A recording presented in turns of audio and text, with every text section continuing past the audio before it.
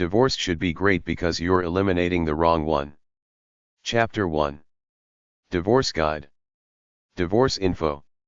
Stop feeling sorry for yourself. Accept the situation and move on. If a couple cannot get along harmoniously together, they had better live apart. To bond is human. So is divorce. Marriage is hope over experience. Divorce is experience over hope. Divorce is almost always a sad thing, but most societies throughout history recognized the need for it and offered this option. It's even offered in the Bible, although the Catholics are still very much against letting people separate what God has joined.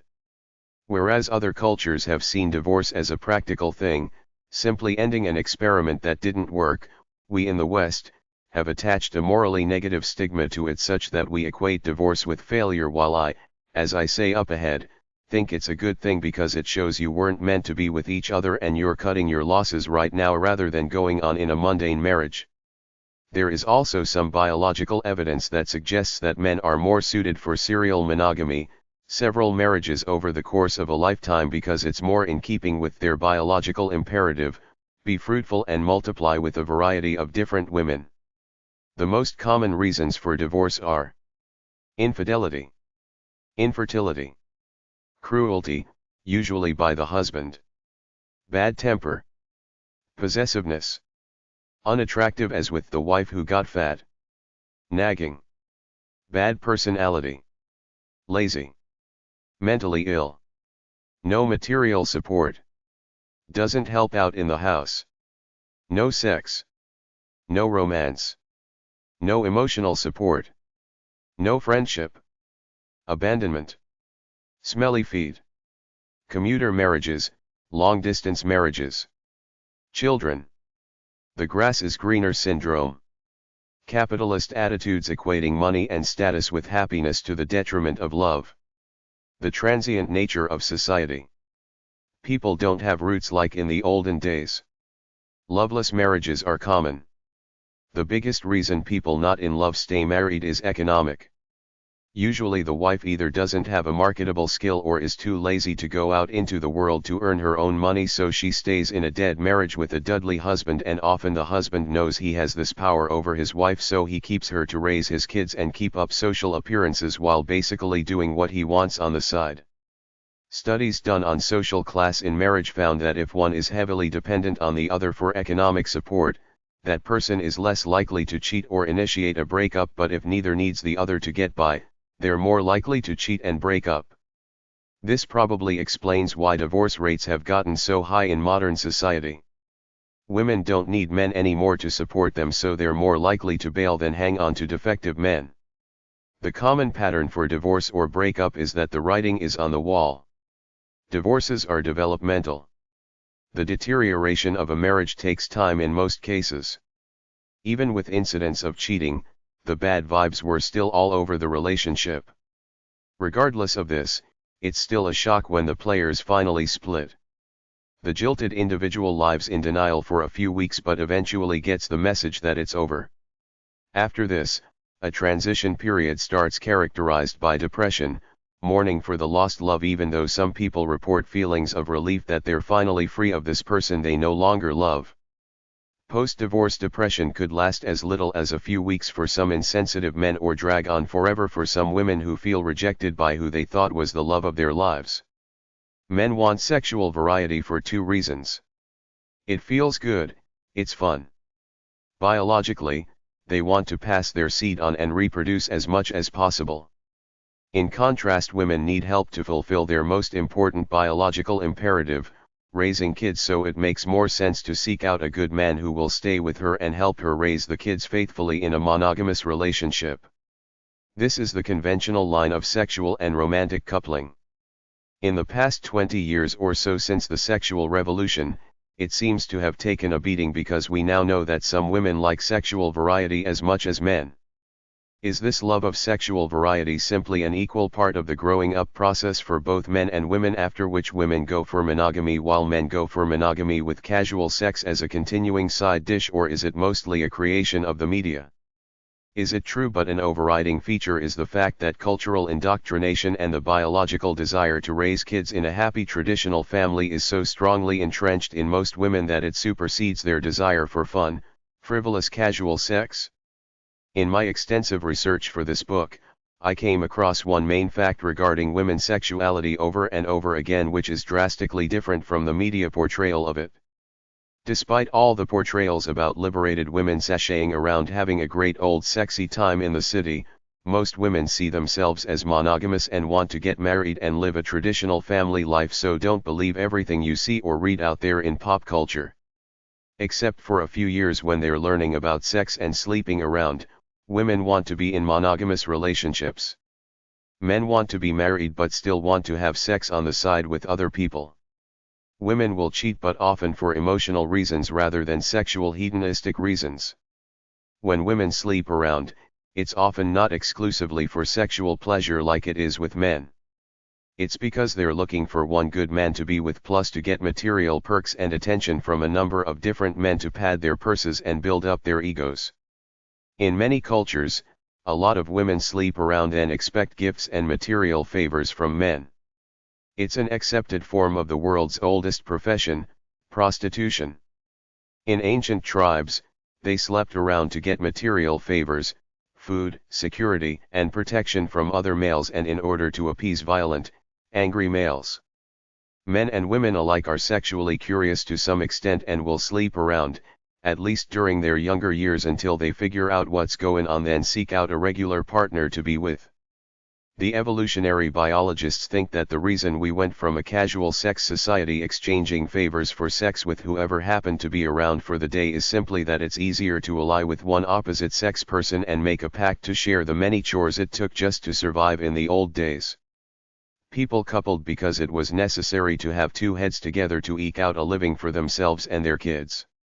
The logistics of the male-female ratio in terms of available, single people who want to marry favors men because there is a shortage relative to the women who want to marry, so men, because they're in demand, get to play the field if they want.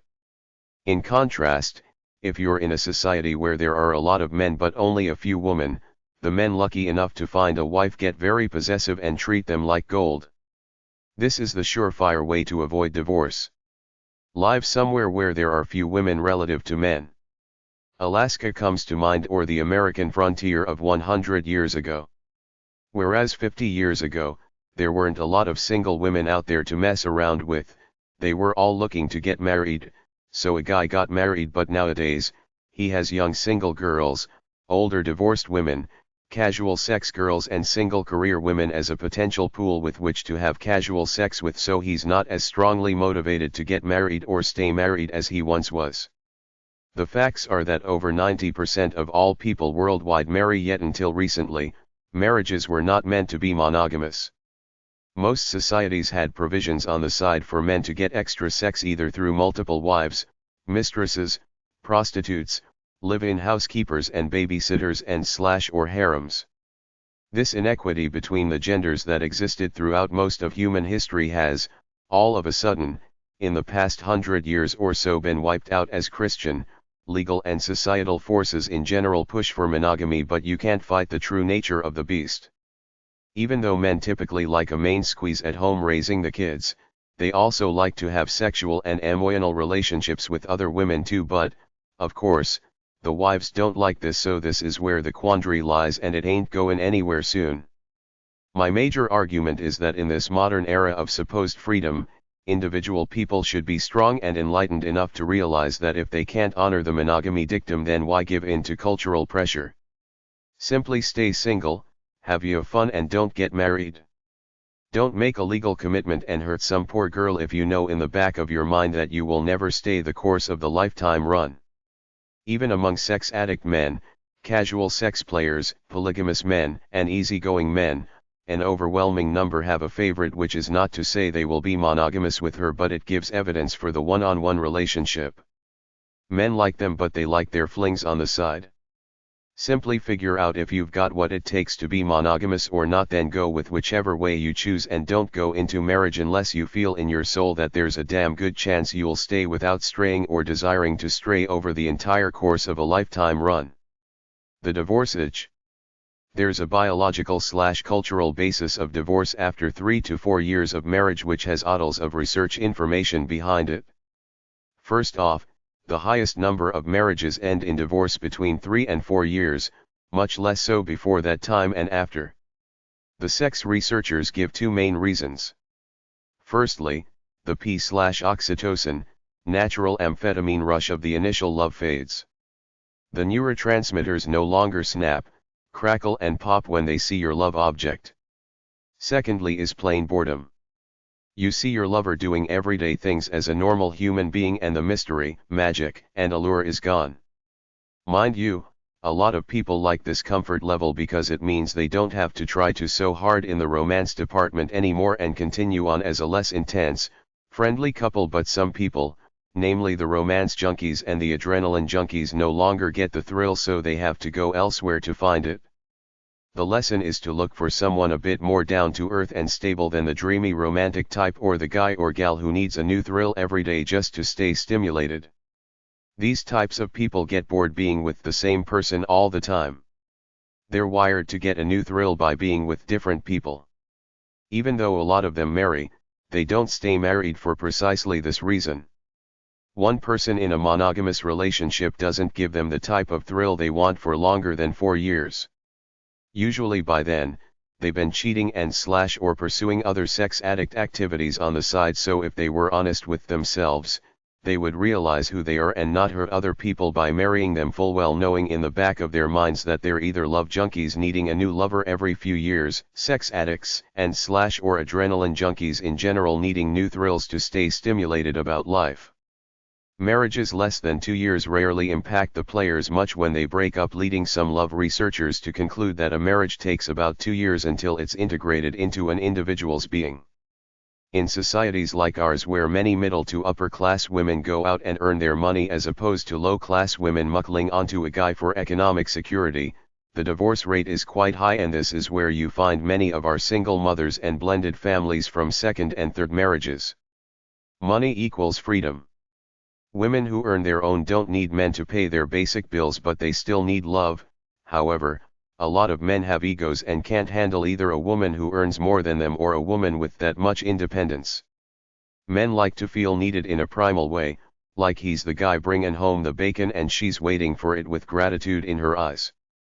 The divorce rate in marriages with working wives is high for 2 reasons. Women don't have to stay with dudley husbands because they can pay their own way. Men feel less guilty about leaving a woman who has a decent job rather than leaving an uneducated wife who sits home and raises the kids. Men often seem to kick into high gear in their careers after about 4 years of marriage.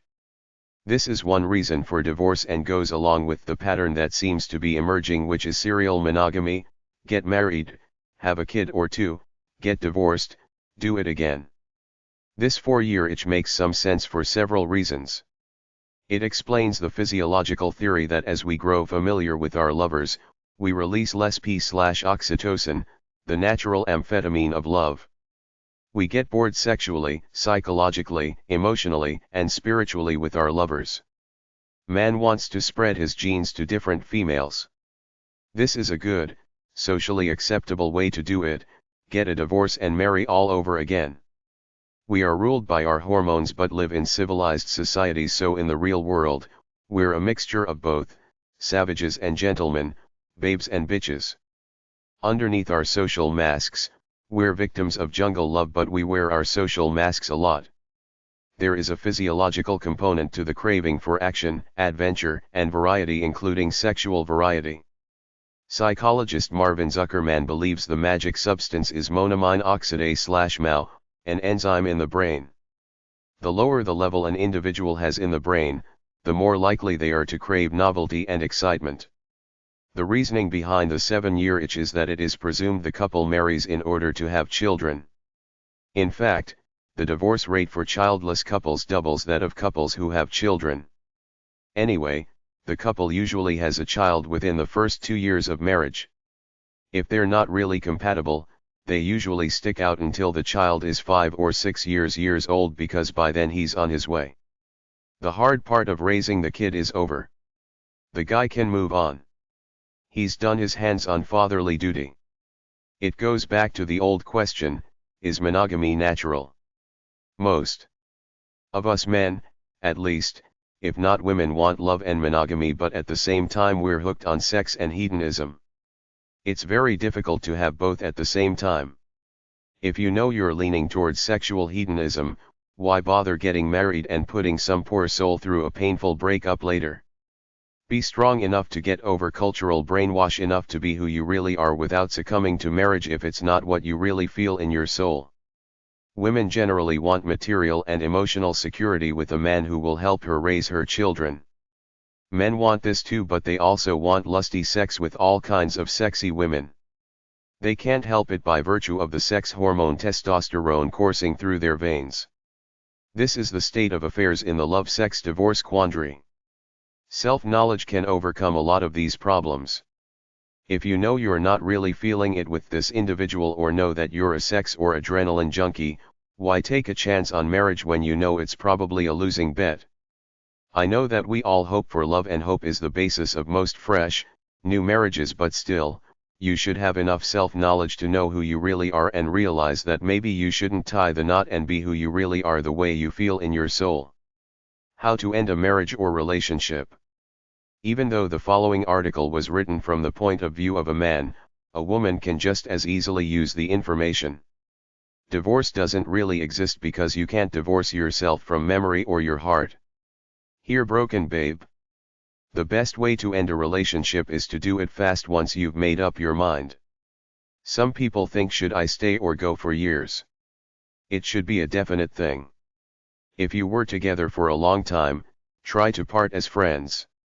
Say, we had some good times, but I'm either not feeling it anymore or I've found somebody else. Say it straight. Hopefully all your stuff is packed, was previously moved out little by little. A good way is to hand your lover a letter and let her read it while you stand there. Keep it simple. Focus on yourself as the shortcoming, not her. Don't hang around to console the pain.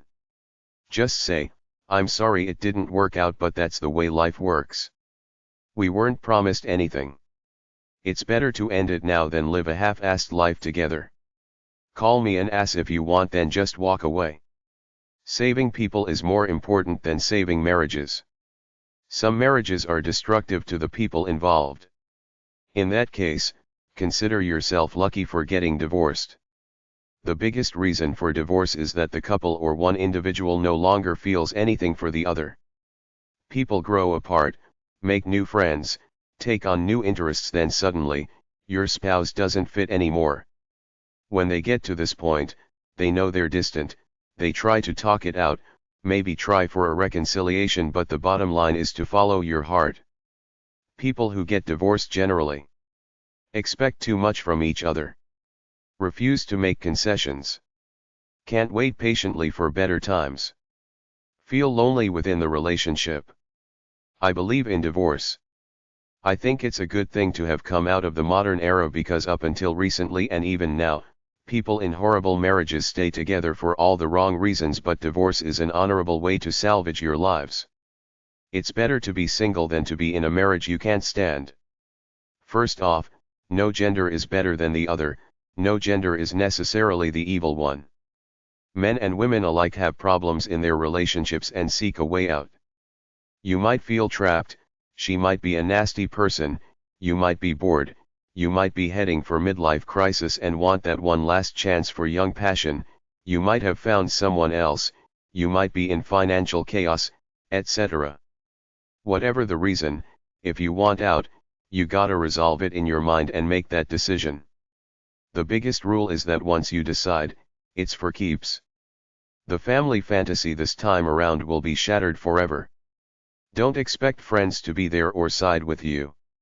They got their own lives, their own problems, and don't want to take sides. Don't necessarily expect a rational spouse, although if the marriage was bad, he or she may secretly be glad that it's finally over. Above all, try to keep your kids shielded and immune from your personal spat with your wife. Marriages break down for a number of reasons, but the results on the jilted one are always the same. If the guy or gal is leaving this marriage for their new boyfriend or girlfriend, they will be alright, but the jilted one will get depressed, feel betrayed, lonely, empty, get angry for a while, then when they're all cried out and worn out from the hate, they will accept it and move on. The first rule is to be cool. Don't do anything stupid like the many cases I heard of guys walking out the door to go to the corner store only to never return. It's stupid to cut all your ties like that and leave behind paperwork and your practical, personal things in your new life, plus it's bad karma to leave your expo hanging, not to mention the sad feelings you might have in your lonely, quiet moments. Do it upright. Whether you plan to be honorable or a schmuck, make the cut cleanly and to her face so that she knows the score straight up. Some guys tell the girl straight up then clean their stuff out of the house. Incidentally, it's usually the guy that leaves the house, and the wife who has a few kids often loses it because she can't afford the mortgage payments. I heard of one case where the couple had over $150,000 equity in a house and owed only $10,000 on it, but the wife couldn't afford the mortgage, so she lost it through foreclosure. If they have a girlfriend, many guys start to stealthily move all their stuff over there, then just don't return home one day. The second rule is don't expect friends and relatives to be there with open arms to help you through. You alone are your only friend through divorce. They've got their own lives and nobody likes to hear about splits, much less get involved and have to play sides. The prevailing ideology is that a woman getting out of a marriage is doing a good thing, asserting her power and freedom, while a man doing the same thing is usually seen as a bad guy for hurting the poor, helpless girl. If you're the guy, you can usually go hang at your parents' house for a while, assuming the girl gets your house, which she probably will if you've got kids. The judge might not give it to her permanently if you own it, but give it to her until the last kid turns 18, then you will sell it and split the proceeds. A woman's biggest fear is that her husband will leave her, especially if he's the breadwinner. I've seen so many loser women on TV talk shows take so much abuse from a man, then feebly say they still love him, when the real truth is that they're afraid to get rid of the meal ticket and go it alone. Many women delude themselves into thinking everything is going all right while the relationship is really on its last legs. No matter how independent and powerful the woman is, all women hate to get dumped, and the emotional trauma affects many for as long as the rest of their lives. Men can move on to the next conquest, but for a woman it means failure because she's judged on her ability at love, her ability to keep a husband, and how good he is, the guy she picked. The point to all this is that women are suspicious by nature, so if you're the guy, be careful about all your moves. If you really want to get out, you must go somewhere alone, like the library, reassess the entire relationship, write everything down, hide your notes somewhere away from the house, and slowly start to remove your assets from the situation. Anticipate the worst case scenario and prepare for it. Go to divorce court, get a copy of the local divorce laws and learn them. Go to your state library, university library, or a legal library to find this information if you have to. If you plan to leave your spouse, rent a safety deposit box and use that as your base of operations for hiding notes, paperwork, valuables, etc. If you have a girlfriend and it's the real thing, start slowly and casually cleaning your personal effects out of your house without arousing your wife's suspicions. If you don't have a girlfriend, find a place somewhere to rent, or use a friend's house, and start moving your stuff over slowly while you furnish it. You can furnish it cheaply with one trip to a thrift store. Get a phone, fax, cable, etc. If you've ever done anything illegal, start covering your tracks because your scorned wife may call the IRS or the cops on you. Almost everybody has guilt. If you're a decent person, you can't get away from it, so you have two choices. Firstly, you could say the hell with it and leave, knowing you will have to face it on those cold, lonely nights, or secondly, you can do something about it by dumping her gently, giving her the house and the car to make it easier on her. You gotta deal with leaving the kids. It's tough, but you gotta make a decision and act. The wife may try to turn them against you, but you gotta stay strong. Talk to her and your kids. Try not to alienate anybody.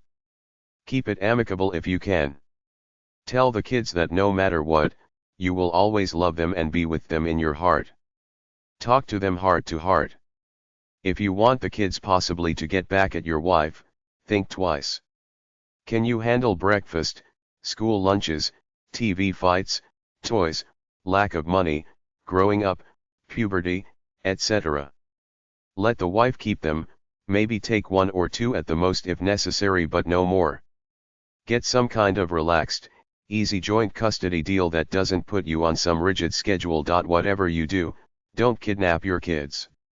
When the moment of separation finally happens, my personal suggestion is to just go home, take her into the bedroom and blurt it out. Tell her you love her, you respect her too much to continue living a lie, you feel that you're both going in different directions and you think the time has come to end it now before unhappiness and complications set in. Other bull stories are the old "I need time to be alone" crap to find my soul, then let in with the thing that you're both intelligent people and you don't want the lawyers to get it all in a long divorce trial, so why not work out an amicable divorce together and settle it yourselves? Give her the house and car and promise to take care of the kids until you die. Have some cheapo no-fault divorce papers ready for her to sign. You can get them at stationery stores, cheap storefront law offices, or hire a paralegal to make them up for you. You're gonna lose money anyway, so you might as well get it over with as quickly and painlessly as possible. If the wife doesn't go for it, keep trying to get her to see the logic of a simple divorce over a complicated one that will cost thousands of dollars. Buy her flowers and jewelry if you have to. Don't be trivial, just try to get it over with. Immediately freeze all credit cards and joint accounts. Don't just call the banks, send them registered letters.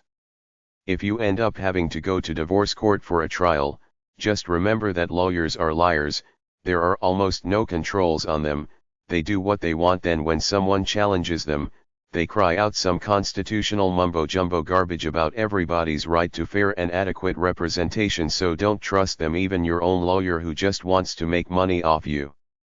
Take your licks, stay calm, send your wife a copy of the movie Kramer vs. Kramer and hope that she sees the light. Judges all have their whims and prejudices too, so try to get your lawyer to pick a sympathetic judge. Judges do pretty well whatever they want with no one checking up on them, so try not to get them mad. Also watch out for private investigators snooping around that your wife's lawyer might have hired to find some dirt on you. They use all kinds of sneaky tricks to try to get people to tell them lurid details about your life, like calling your secretary and pretending to be a long-lost friend from college.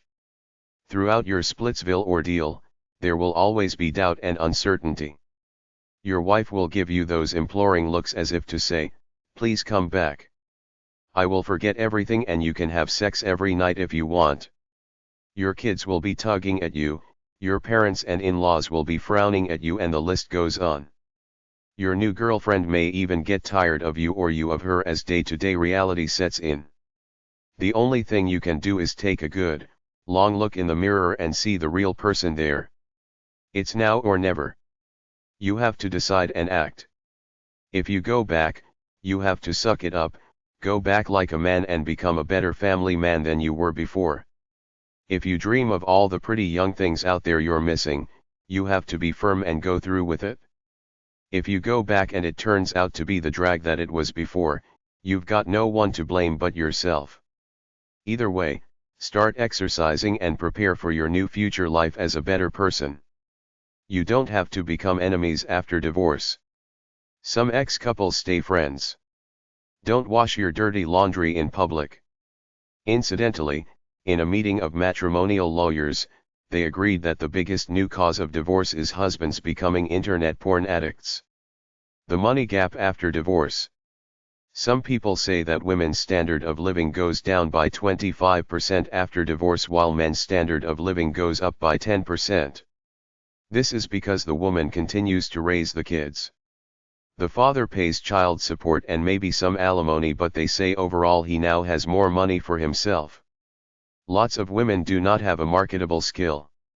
To get into the workforce, they have to start with unskilled jobs or go to a school which takes at least a year where they will not be earning money. I warned women several times in my writings. Take courses towards a skill and or either work a skilled job or operate a business while you're married. Divorce rates are high. Divorce one-liners. Divorce is a temporary state of insanity. Divorce lawyer. Be free enough to let go. Sometimes love just dies. In the end, you get what's best for you. Divorce isn't much of a tragedy when you realize it's reduced to the money settlement. Suffering doesn't get you anywhere. Every relationship teaches you something. Get your financial affairs in order. Love dies little by little, day by day. Keep healthy and fit. Assemble a team of close friends and allies. Take your wedding ring off and be thankful that you stopped a bad mistake. Go easy on yourself. Be thankful for what you got. Enjoy your life. Don't sit on your butt. Do things. Listen to music to feel better. Don't give up on love. You're stronger than anything that happens to you. To find yourself, sometimes it's necessary to lose everything, because only then will you be out of your comfort level enough to get real. Don't hang around with divorced, lonely, bitter people. They will just bring you down. Once you let go of the anger, you will have to deal with the pain. Divorce is the domain of money-hungry lawyers. Don't worry too much. Deal with one day at a time. Don't get ahead of yourself. Stand alone strongly, freely, and proudly. Be alone and like it. It's better to be alone than to be in a miserable marriage. Life is not fair, so what? Accept the hand dealt to you. Divorce is good if it helps you lose weight. Practical marriages done to get a provider or a maid to cook your meals are based on nothing substantial, so they usually disintegrate at some point in time. Romantic love is temporary. After the honeymoon fades away, that's when you see where the relationship really stands. Bite your tongue, put it out of your mind and move on. Learn how to live frugally for a while. There is life after divorce. Educate yourself, upgrade yourself, and find somebody to love. You will get married again soon enough. Chapter 2. After the divorce. How to deal with a divorce. You never really know your spouse until you divorce him or her. Being divorced is like being hit by a Mack truck. If you live through it, you start looking very carefully to the right and to the left. Gene Kerr, Mary. A divorce is like an amputation. You survive, but there's less of you. Margaret Atwood, Canadian writer. For a while we pondered whether to take a vacation or get a divorce. We decided that a trip to Bermuda is over in 2 weeks, but a divorce is something you always have. Woody Allen. The best way to deal with a divorce is to get a pet. Jojo, 2-time divorcee. The most drastic changes come immediately after the divorce, often a sense of confusion, depression, chaos with the daily matters of life, money problems, social changes, and a change in your sexual and love life. But the good news is, if you can hang on for a year or two and keep moving forward, in a couple of years, it will all fade away and you can have a good life if you are willing to work at it. Stay cool, forget about your ex, and don't necessarily chase after new love right away, although some do, and that's fine too as long as it's right for you. But the most important thing is to take control of your life, do for yourself, thrive in the midst of divorce. If you try to relive your youth, you will probably get tired of it after a year or so and look for something more stable, to develop a good life for yourself and possibly seek out a new relationship. Some people will self-destruct after a divorce. Some of the pragmatic consequences of divorce are: you have to tell everybody, including your children. Feeling of failure at having failed at the most basic institution of society, marriage and family. Feeling of guilt for disrupting the children's lives and dishonoring the family name. Continuing to raise the children properly, not as pawns between you two. There will be some loss of continuity in their lives, but how much is acceptable? The continuing relationship with the ex for the sake of the kids. Feelings of self-pity, confusion, depression, loneliness and abandonment. Getting a new place to live, new accounts, new bills, new furniture, etc. The hassle in divorce court, child custody and child support. Changing relationships with in-laws, relatives and friends. Adjustment period to the change. Fear of the unknown future. Finding love and sex all over again with new people. Possible angry/depressed kids, ex-spouse, and in-laws. Remarriage, new family. Less money. Consider the following questions. Do you still feel good about your life and enjoy it? Will the parting of ways be peaceful or troubled? How do kids deal with new lovers? In a soppy book about divorce, some woman said a dissolution of marriage is possible, but a divorce isn't, because you're tied to this person for life by the memories you share together.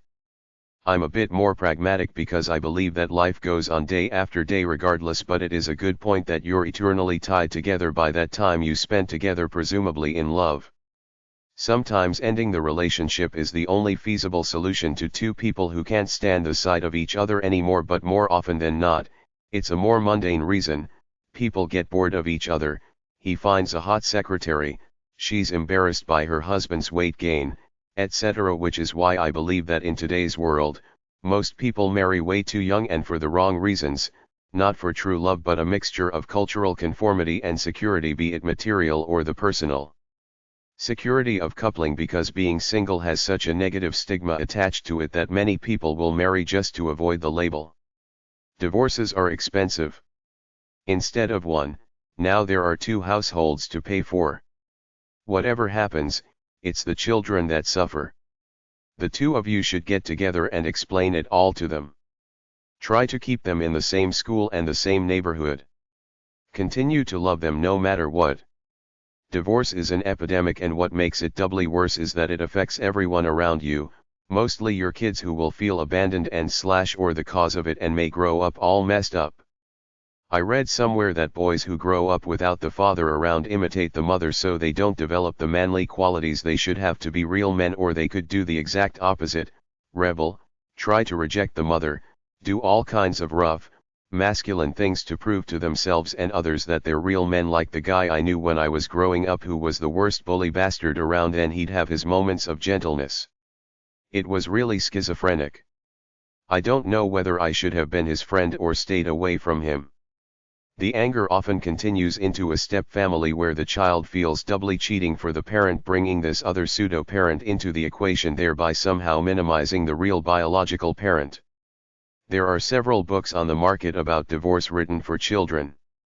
The initial negative things like loneliness, guilt, self-pity, sadness, depression and helplessness could give way to a happier life if you take the right attitude and see it as something that wasn't meant to be, then move on in the process to continue developing your life.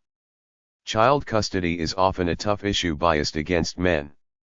Women should be more understanding. The couple should try to come to an agreement amongst themselves to not use the children as pawns and to share the children jointly as a team.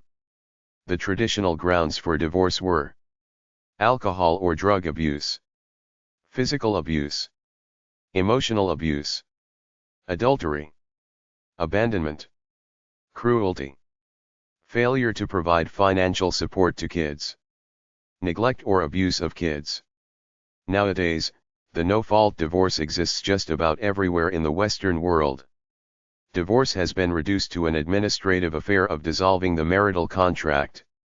Just about everybody who gets a divorce gets it way too late, after the love has long gone, with maybe a couple of years of pain and emotional torture in there before they realize those vows you took seriously a long time ago are a fantasy and you didn't act sooner because you thought it would get better, but it never does. If you feel it's going and your spouse is degenerating into a dark person, get out as quickly as you can to cut your losses and give you both peace. Only then, once you've cut the strings, can you start rebuilding your life. To hang on in a dying relationship and hope it will get better is a lifestyle worse than slow death. Divorce proceedings will never right the wrongs of a bad marriage, nor will they give you the revenge you want on your partner through the justice system. After seeing a documentary on divorce, the overwhelming conclusion for everybody involved is to bury the hatchet for the divorce proceeding, then forget about it and move on. Lawyers are vultures. They want to string cases along to keep running up the bills, and they will play you to make ridiculous demands and try to shove it to your ex-spouse. Don't fall for it. Swallow your emotions, forgive your spouse and forget about them for your own sanctity, for that of your kids and mostly to shield yourself from the lawyers. When all is said and done, many people end up paying their entire settlement to lawyers, and all that wasted time in court is a total drag. Life's too short. Divorce is rough for most people.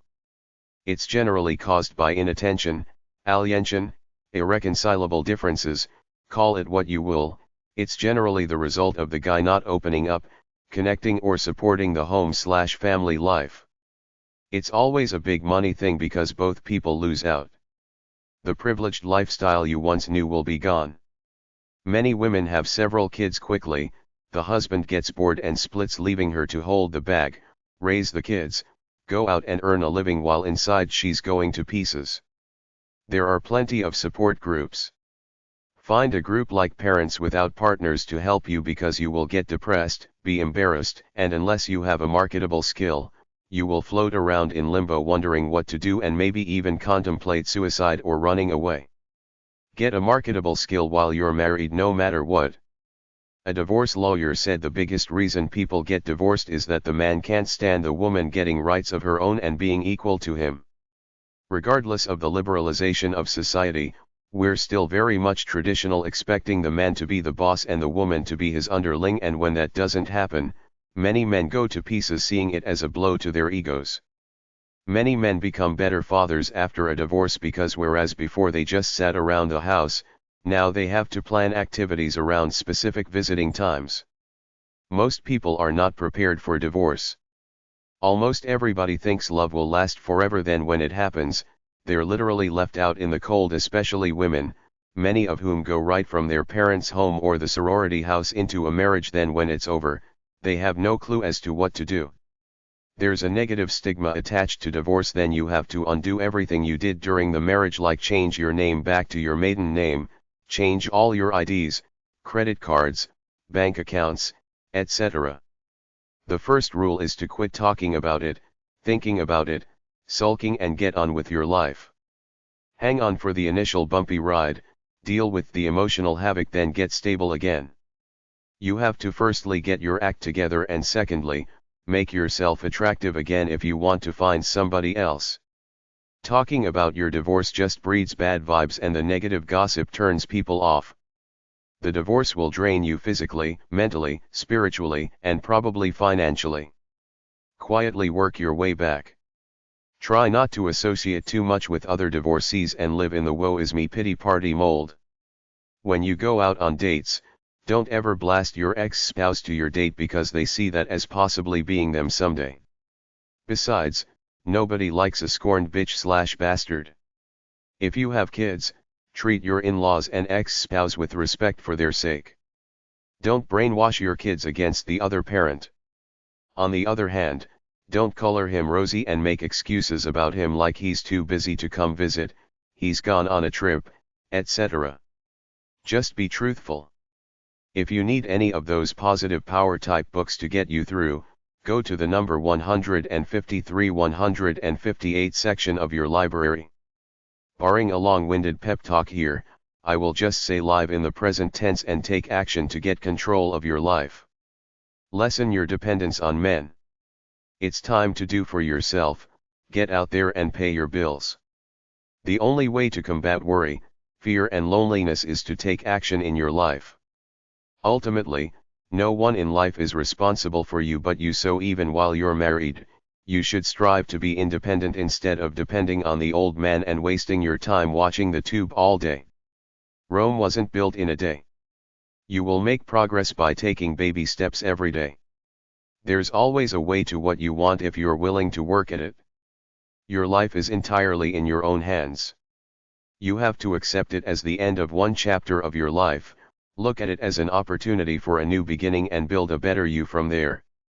Above all else, don't panic. If you panic, you can't think, and in order to make any progress in life, you've got to think. Don't get dramatic and over-dramatize your woes either in your imagination or in words, spoken or written. If your immediate situation seems overwhelming and you're unable to see how you will ever make it through the next week, don't start crying and feeling sorry for yourself, it will only bog you down with the inability to think clearly. Don't allow yourself to engage in post-mortems and nurse regrets. It's important that you forget about the past. Let it rest. There's nothing you can do to change it. Accept your situation as it is and build your life to what you want it to be from this moment onward. A good thing to do is to list on paper exactly your present situation and then, one at a time, list your options and possible solutions to each problem. Don't worry about finding a solution for everything all at once, just try to see clearly what your next steps ought to be. It's imperative that you understand the emotional injury of your situation, but at the same time it's also imperative that you not stand still. You must quickly regain control of your life and get on with the attainment of all your ambitions.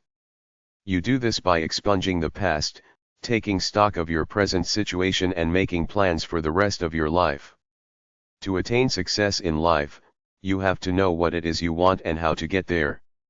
With a positive direction in life, you will feel better about yourself. Divorce doesn't have to be the downer you think it is. You will be poorer, but many women find freedom for the first time and revel in it. The marriage deal is set up for the woman to sacrifice her life for the marriage, hence, men traditionally get the better deal. Be practical after divorce. Unless you're rich, be careful with your money.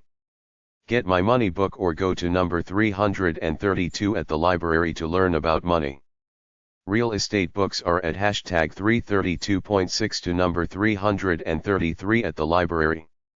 If you're in dire straits, as many divorced women are, you could try homeless shelters, government subsidized housing, moving in with your parents, co-housing, sharing the rent with someone, buying a house with another single parent, or taking a boarder in.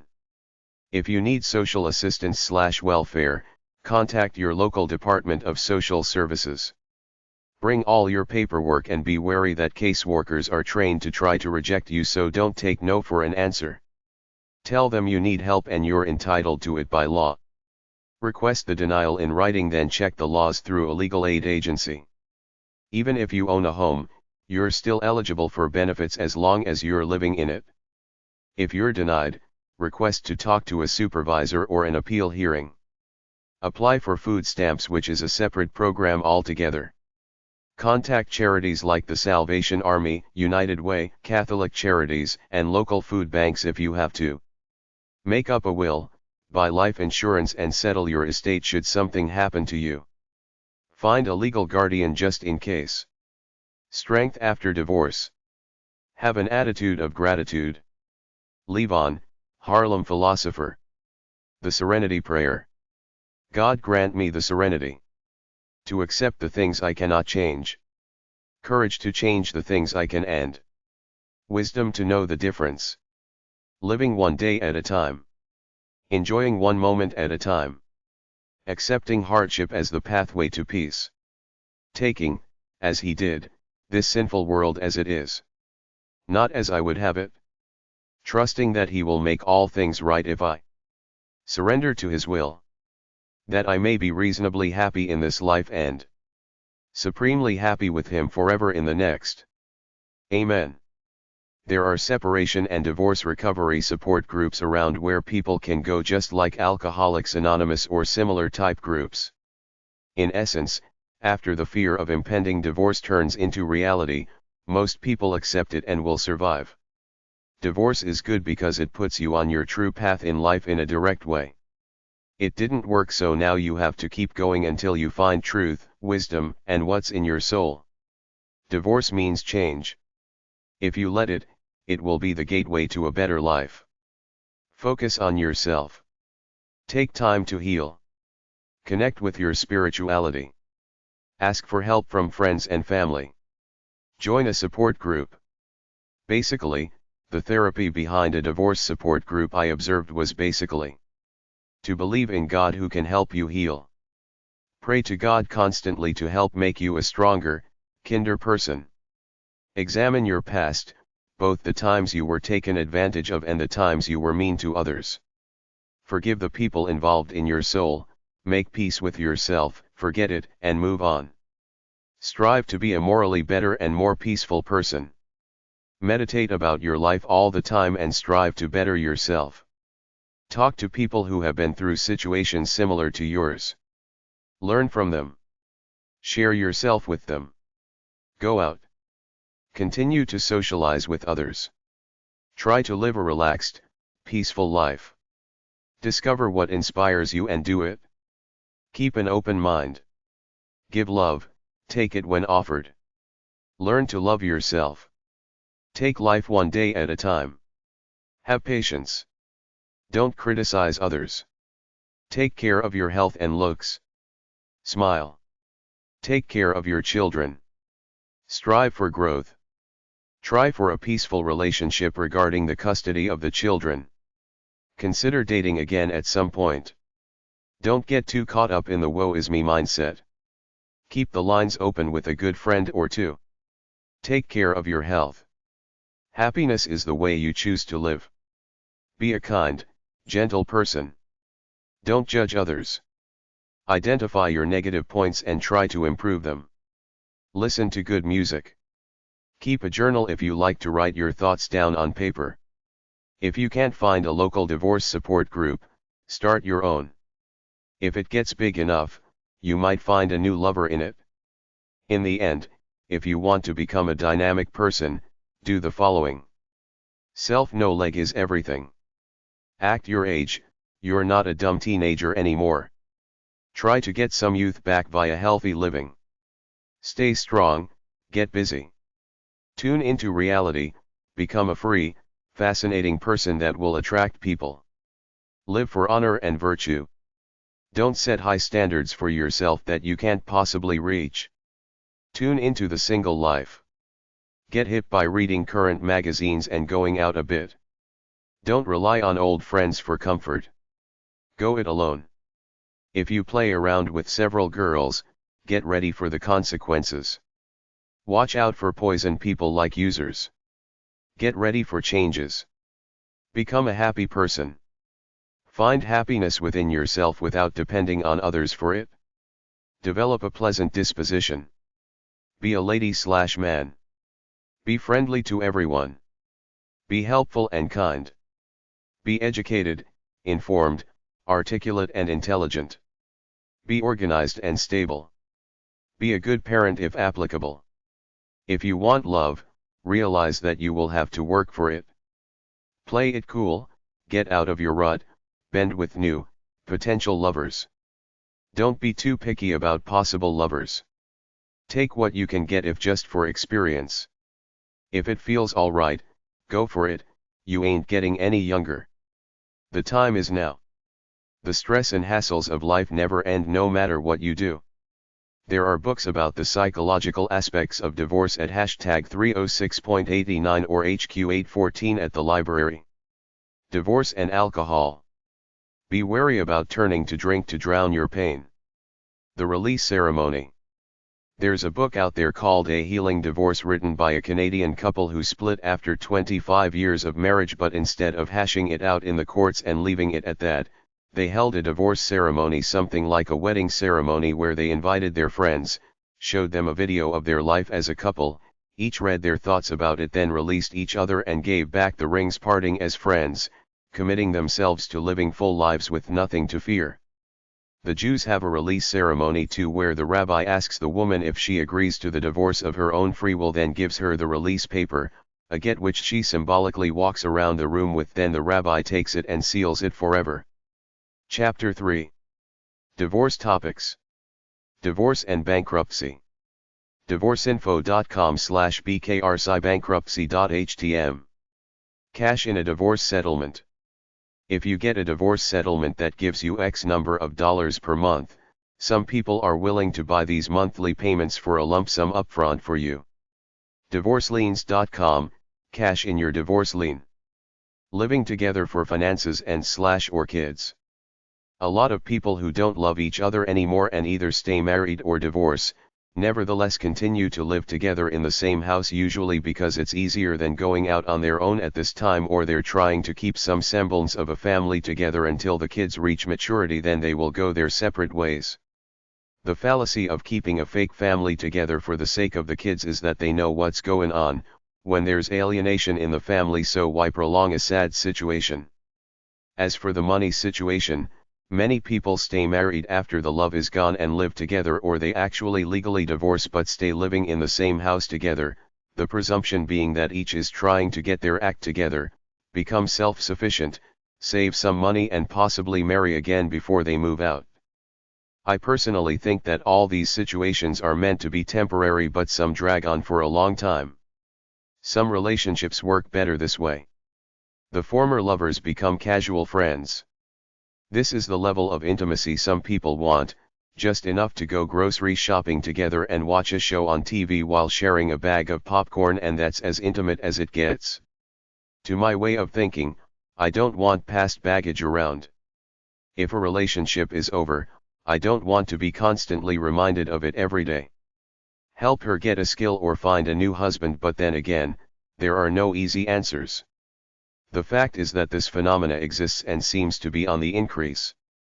Many people don't seem to have the guts to go it alone after a marriage, especially women who were housewives and didn't have a marketable skill or work a regular job, which is why I warn everybody to live in your marriage in such a way that you will be self-sufficient should something happen and you have to go it alone.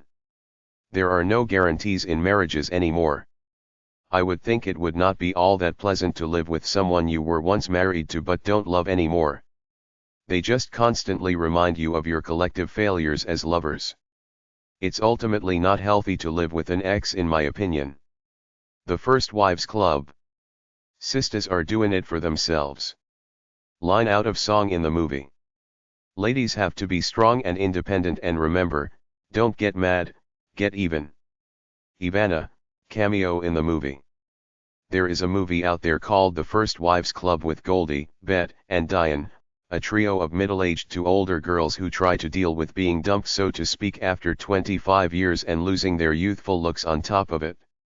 It comes down to getting justice, united as warriors, so they create the First Wives Clubs, which was the inspiration for creating a crisis center for women. It's a very sad fact of American life that many women become traditional mothers, raise their children, then when they're 38, overweight with no job skills, the husband, who's been working all along, decides to trade her in for a newer model. These women are lost. They feel dumpy and hopeless.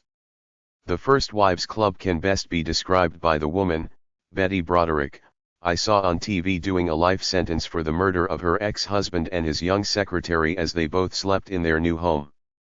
After 20 or so years of marriage, where his first wife got haggard and chubby by raising his kids and keeping the home while he went off to work, he made a lot of money, dumped her and moved in with his 22-year-old secretary.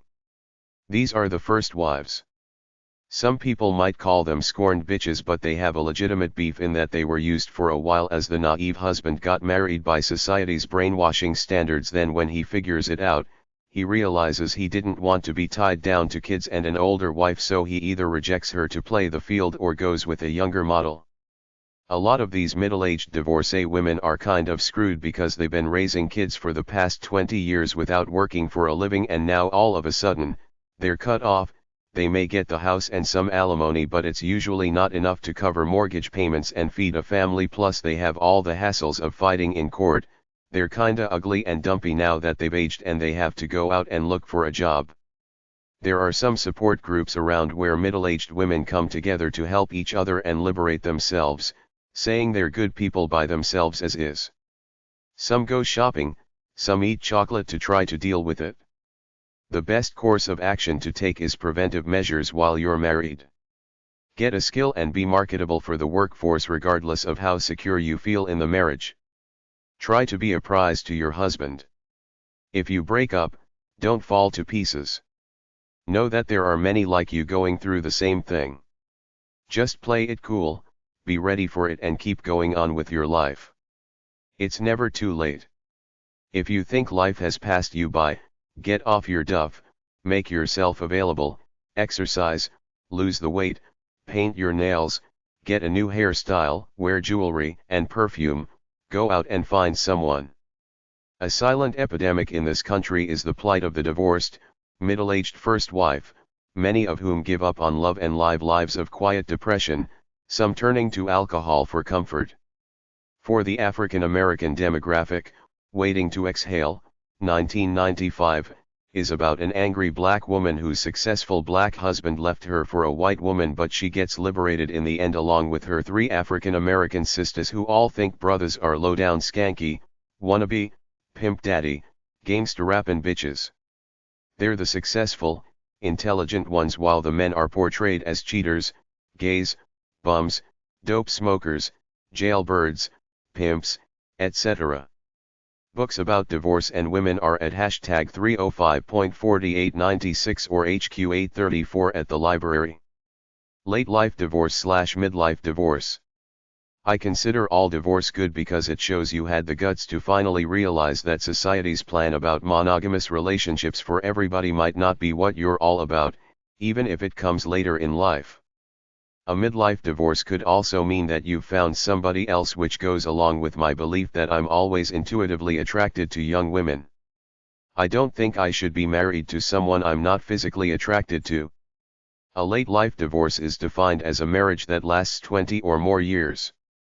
They say women initiate most of these divorces. They just get tired of their dud husbands. The woman gets fed up settling with the stud she's with. They first think it's easier to just stay with the guy, but then some clarity hits them that their life ain't done yet. A lot of husbands trade their first wives in for younger wives. It's never too late to realize you're not with a soulmate. People want to wait until the kids are grown to divorce. AAPHX.org/domestic violence, late life domestic violence. AARP.org/relationship/family/info-2006/way_they_were.html. AARPmagazine.org. AfterDivorceCoaching.com. AgingHorizons.com. CallingItQuits.info. DivorceAttorneys20.blogspot.com. eCounseling.com/article/501. elca.org/r-faith-in-action/life-transition/family-relations.aspx. en.wikipedia.org/wiki/late_life_depression. familyresource.com/blog/2004/09/2-1/y-do-seek-divorce-late-in-life. Get-Tegerze-Elak.blogspot.com/2010//y-have-have-you-been-married-for-25-years.html. Guardian.co.uk/lifeandstyle/2009/jan/25/divorce-women-research. He'sHistory.com. Homepage.mac.com/acod. JewishWorldReview.com/0308/nextstep030308.php3. Late life divorce leaves woman stranded. LateLifeDivorce.com. LifeAfterDivorce.wordpress.com. Life2.com. Lyingandcheating.blogspot.com/2007/01/late-life-divorce.html. Medicine.jrank.org/pages/491/divorce-trends-in-middle-late-life.html. NewHorizons-divorcecoaching.co.uk. Nalo.com/legal-encyclopedia/article-32335.html, special issues in late life divorce, free legal information. NewYorkC+.com/NewYorkC_50/greydivorce.html. WomanDivorceSupport.com/divorce-article/life-after-divorce-health-health-wellness. Help others deal with a divorce. Divorce means feelings of loss, shock, grief, abandonment, rejection, guilt, shame, and embarrassment for the players involved. It will cause stress in friends and relatives and may lead to rivalries and confusion as to whether you should take sides or try to be impartially supportive. The first thing is you got your own life and your own family. Don't get in too deep with your divorced friends and relatives. Offer gentle support and be a quiet sounding board, but play it cool. Give them all the positive, self-help philosophy, mumbo-jumbo pep talk Tell them time and patience will heal everything, that we're all ultimately loners anyway, stuck in our heads with no way for anyone to know the real us, so don't take it so hard, work on yourself, develop your life, and if it was meant to be, they will eventually find someone else. Tell them to get the anger and disappointment out by writing a poison letter to their ex-spouse saying how angry they are, then burning it symbolically to forgive and forget him or her. You might want to get them a few self-help books from the library, hashtag 153-158, and some books about divorce, hashtag 306.89 or HQ834. Be there to help emotionally, but help with the practical things like laundry, babysitting, legal affairs, moving, etc. Learn from their divorce for your own life and realize how fallible marriage is. Look at it as a positive learning experience for your life and your family. If it was your parents who got divorced, the most important thing is to treat them as mature equals to you, fallible human beings caught in the foibles of life. Talk to them maturely as real people, not just parents. Don't take sides, and more importantly, don't fall into the pit thinking your entire earlier family life was a lie. It was good then, but it changed as life changes. Accept what comes and deal with it. There's a lot of potential for happiness after divorce, so let go and move on. A lot of people get depressed when someone close divorces, like your parents or your kids. Don't get sucked into this despair, thinking your upbringing was a sham. Accept the past and the good memories and move on. Your divorced relatives or friends are adults, they're not babies. They should have the life experience and the fortitude to cope. Don't let it drag you down. Don't be overly dramatic.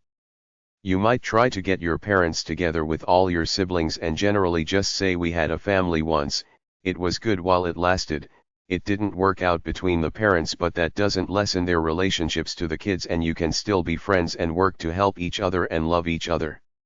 This could help a lot to clear the tension in the air. Don't alienate either of your parents. Don't take sides. Be civil and nice, keep a door open even if your father deserted your mother for a 23-year-old secretary. Stay cool. He's still your father. Your relationship with him shouldn't have anything to do with his personal choices in life. If you have kids, explain to them the truth about their grandparents as best as you can. Stay steady. It was real while it lasted. Get over it and move on. Look for the 1985 movie Twice in a Lifetime about an older couple getting divorced and its effects on their adult kids. Let your parents be themselves. Don't try to baby them. If they want to date or try new things, don't interfere. Don't play rescuer too much. Let them live their own lives and deal with it. They're presumably mature and strong people. Accept their new lifestyles and their new lovers. Presumably you're a mature adult, so don't get pathetic and start unraveling. It's over. It happened to them, not you. More than likely, one of them will have found a new partner and the other one will still be single, out in the cold. That's probably the cause of the breakup, one found a new lover. So what? It's none of your business. Leave them be. Respect and love both your parents, having a unique relationship with each of them.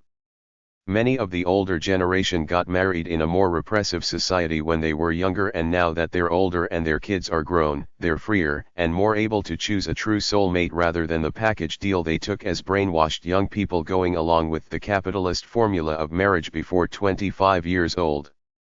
Accept the new lover. It's not really his fault. Your mother made the decision to be with him, so accept them as they are. Just like if your parents divorce, you should explain it to your children. You and your parents, their grandparents, should both explain it to your kids if you get divorced. Just like you should help your parents if they get divorced, so too should they help you if you get divorced. Be supportive and try to be amiable to the ex-spouse, especially if they have kids. You will take your child's side, but try not to badmouth the other in front of your grandchildren. Don't blame anyone. Just accept it as an unfortunate part of life. Don't get in the middle of custody fights unless there's a question of abuse, violence, criminal activity, or substance abuse involved. Let them resolve their problems on their own as much as they can. Let your divorced child move in for a while if they need to. You can charge rent or not, it's up to you. It's no big deal as long as they're trying to better themselves, but don't accept depressed or parasitical behavior for too long. Life can be so easy sponging off the parents. Don't let them get too comfortable. People are resilient.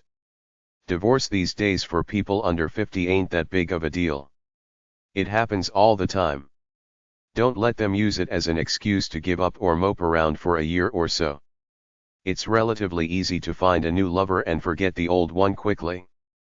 If you were friends with your child's in-laws, try to stay friends. Try to be a good grandparent. Offer to babysit. Take initiative with the grandchildren. Help them out, buy them things, talk to them, educate them about life. Help your divorced child financially, but don't go too far. When your child remarries, go to the wedding feeling happy as though it was the first time. If he or she divorces, keep smiling and play it cool.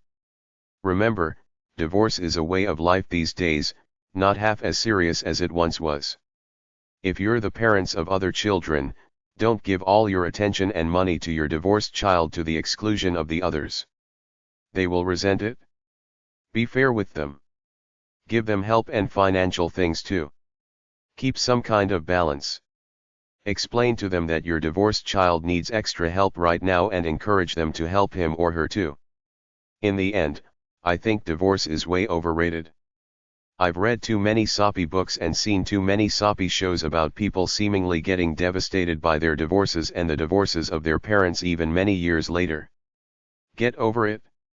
Life goes on. If you get devastated, it's your fault for letting it happen. Don't be a soppy wimp. Move on with your life. It goes forward, not backward. Don't let all them soppy self-help divorce books out there keep you down in your pit by saying how terrible and devastating divorce is, and then you internalize these thoughts in these books and get more depressed. Don't even read most of them, because the ones I read were just people spewing off in their little pity parties about how divorce destroyed them. Sure, divorce is bad, but it's not the end of the world. You still got you. But if you want some soppy psychobabble about divorce to comfort you such that you feel somebody else feels your pain too, try The Unexpected Legacy of Divorce by Judith Wallerstein, Julia Lewis, and Sandra Blakesley. Divorce and violence. Anger and revenge are strong motivators for people to hurt their ex-spouses. I don't care how harmless somebody was before, after they feel they were taken in a divorce, anything goes. You heard the old saying that hell hath no fury like a woman scorned. It's true, and it works for men too. If your breakup left your spouse angry, start watching your back. Get some alarms and locks for your house. Don't agree to meet him or her in a secluded place. Don't go to secluded places he might know about, like jogging alone at night. If you need some convincing, look up some newspapers from Christmas time, 2008, and read about the guy who killed his ex-wife and 8 other people dressed in a Santa Claus suit. Everybody said he acted normal up until that time. Even his lawyer said he didn't give off any signals that he was angry, but he planned it by ordering the Santa Claus suit and the guns in advance. Read some material I've written about protecting yourself from crime. 3stepdivorcestore.com. divorceaid.co.uk/child/adult-domviolence.htm. divorcehq.com/domviolence.html. divorceinkentucky.com/domestic_violence.htm. divorcenet.com/state/new_jersey/domestic_violence_defense. divorcesource.com/archive/violence.html. divorcesupport.com. guidetopsychology.com/familytx.htm. memphisdivorce.com/domestic_violence.html. totaldivorce.com/divorce_and_violence.asp.